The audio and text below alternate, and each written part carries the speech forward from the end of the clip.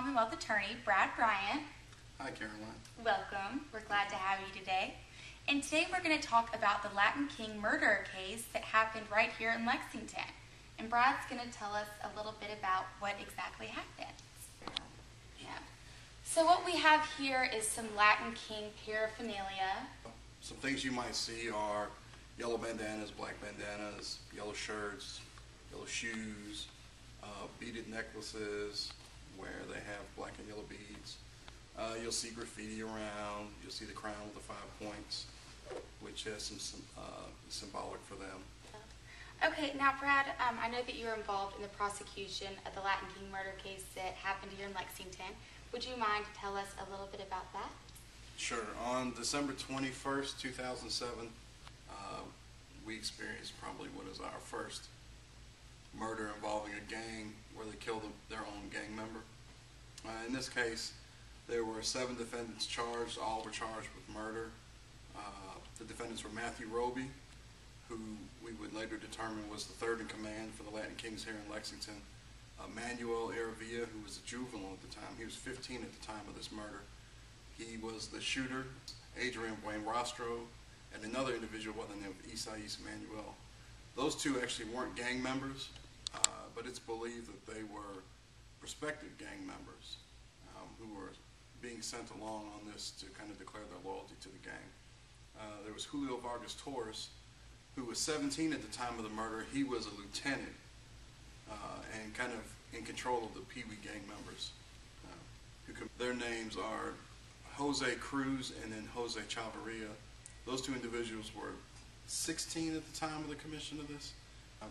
Basically what happened is that when Roby got out of prison, he came back to Lexington. He had heard some bad news about the Latin Kings and how they weren't doing what they were supposed to do, so he decided to right the ship.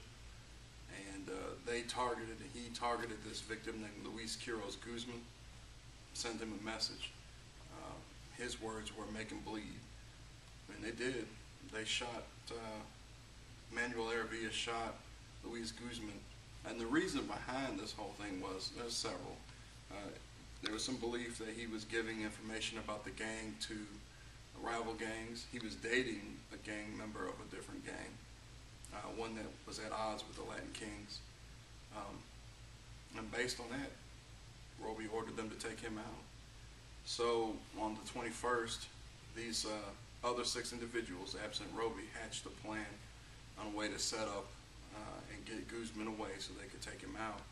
They had Manuel Aravilla call up the victim and tell him that they were going to go do a robbery of a local Mexican grocery store here. And once they got him away, the victim met Manuel Aravilla at the Walgreens on Alexandria Drive. And then the other 5 defendants, the other 5 individuals in the car, they followed them until they got to Trailside Drive, which is in the neighborhood right off of Alexandria Drive. Once there, the victim had, Manuel Aravilla had Luis Quiroz Guzman, the victim, pull over. And then the other individuals, the other 5 defendants who were in the car behind them, pulled over. And Aravilla told Luis Guzman that he thought there was a rival gang behind them. He exited the passenger side of the car, walked to the driver's side door and said, "Give me your gun. I think it's a rival gang." When the victim was looking in his rearview mirror at the car behind him, Manuel Aravilla shot Luis Guzman in the head. Wow, that's scary. It is. They then, all 6 defendants who had participated in the planning of this event, headed over to one of the kids' houses, ordered pizzas, and carried on life as normal until they were arrested on January 8th of 2008. And the juveniles were also charged as adults, is that correct? That's correct. Because a firearm was used in the commission of this offense, all the juveniles were tried as adults.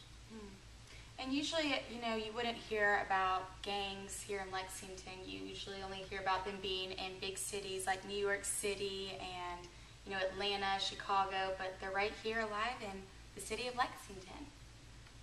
So, thanks for helping us keep our community safe and putting these bad guys away.